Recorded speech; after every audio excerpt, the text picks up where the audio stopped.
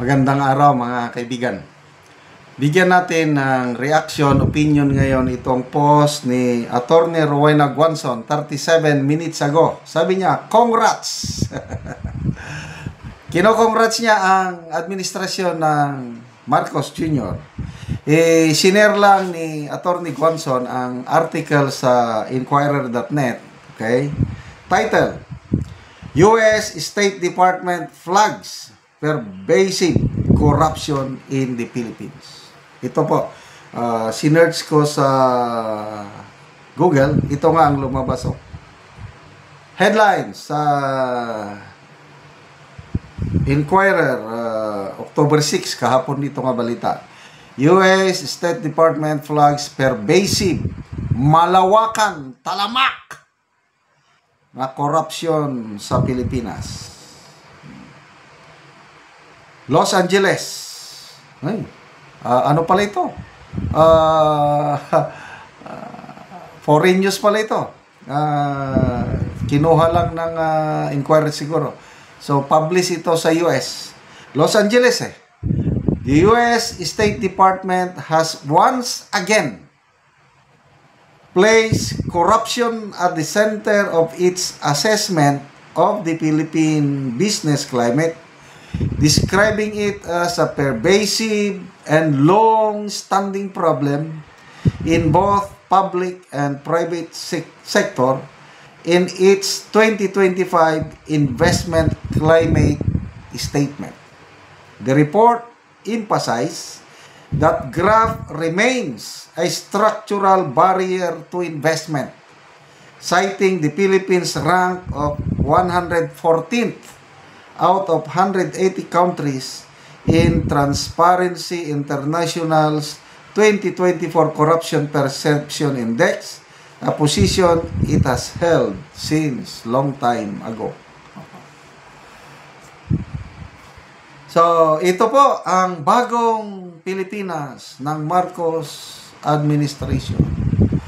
Ang kanilang laban sa korupsyon, okay lang, walang kinalaman ang Pangulo, sabi ng Palace Press Officer, kaya nga daw niya ibinulgar ang mga katiwalian sa flood control project dahil ayaw niyang magpatuloy. So, hugas kamay ba?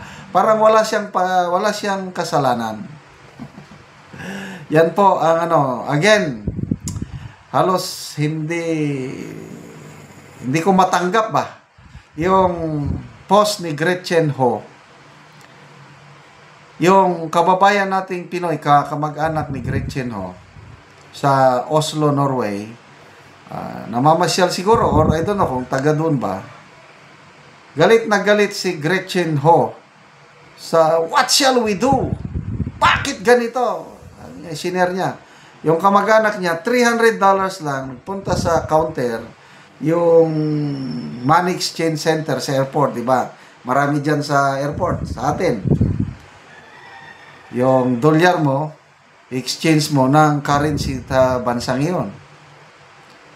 Sabi pa naman ng teller, you came from the Philippines. I'm sorry, we cannot entertain your dollar. There's a lot of corruption, money laundering in the Philippines. Baka galing yan sa nakaw. Ay, naku, Diyos ko. Nadadamay ang Mabuti lang sana kung ang ayaw entertain, tignan muna nila, may mukha ba si Saldico? Sino ba yun? Ikaw ito, hindi ka pwede. Ordinaryo Pinoy. Madadamay. Di ba? So, ganyan na po kalala ang korupsyon sa ating bansa. Sikat na sikat tayo sa buong mundo. Nung una, yung ginawa nila kay PRRD. First time siguro in history of government and administration, isinorender ang kanyang dating presidente sa isang foreign court. Yun. Nakakaya pinag-uusap-usapan tayo. Medyo kumalma ng kaunti. Ito naman, pumalit, korupsyon. Flood control project. Ano ba yun? South Korea. Imbes na pautangin na tayo para sa isang infrastructure project, kinancel ng South Korean president mismo dahil baka daw mauwi sa wala yung ipapautang nila dahil nga sa talamak na korupsyon. Ito, investment assessment ito ha. Sino pa ngayon ang mag-i-invest sa ating bansa? Ang Pangulo, alam niyo naman, for 3 years, billions of pesos ang kanyang budget, biyahe ng biyahe dyan para invite daw ng mga foreign investors. Ay nako. Sino pang mag-invest sa atin? Balitang-balita yung korupsyon. Ano kaya ang pakiramdam ng Pangulo with this kind of report? Sabi niya, okay lang.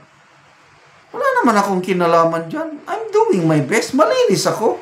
Yun lang mga kasi kongresista ang gumagawa niyan. Kaya nga, imbestigahan natin. Ipakulong natin sila. Oh. Meron na bang nakasuhan? Wala pa.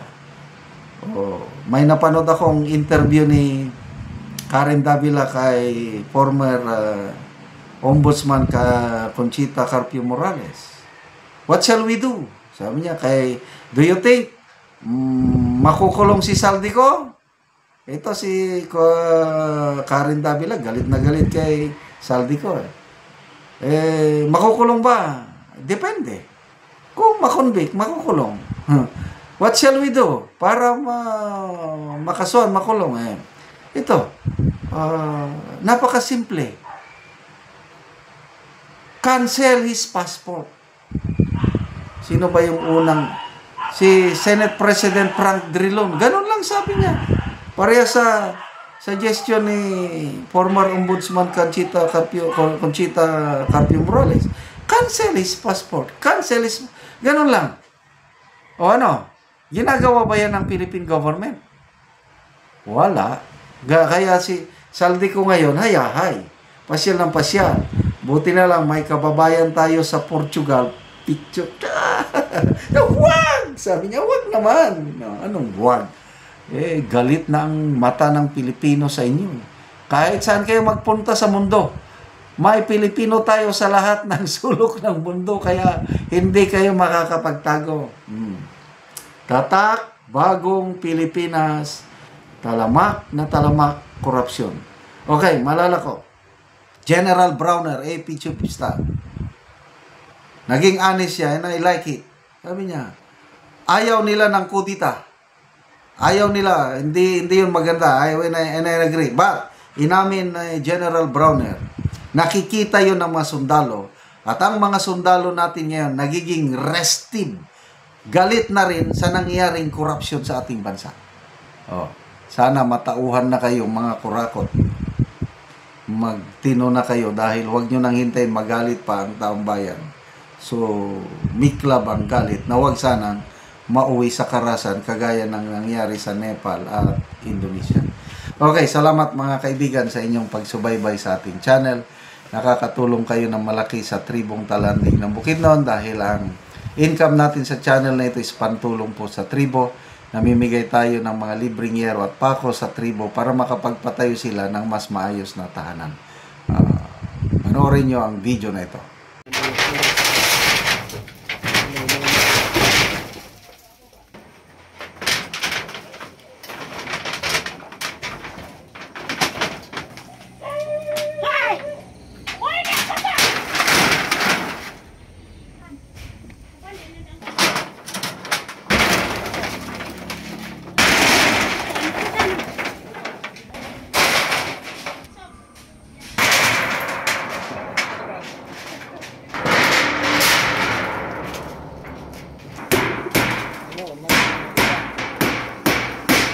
Karon human na gyud pagatop sa balay ni auntie og maayo na gyud nga tan-awon. So dili na sama ganina nga mga buslot na ang ngiro. So karon maayo na. So kini si auntie usa ni siya kabalo nga wala na niya kakayahan sa pagpuli sa iyang atop apan karon nalipay siya nga natagaan siya giro. Salamat nga napulian na gyud akong atop. Mabainting ko na ni katuig. Nagayag na. Oo. Salamat sa Ginoo ang naghatag ani. Oo. So pila na di auntie ka tuig nga nabalo ka na? Upat pa man na bulan. Upat pa ka bulan. Oo. Oo, so kuan gyud antiba dugay-dugay nang wala mo nakapuli og atop, namatay na lang si Angkol. Oo, dugay-dugay na. Among atop. Oo. Lagi.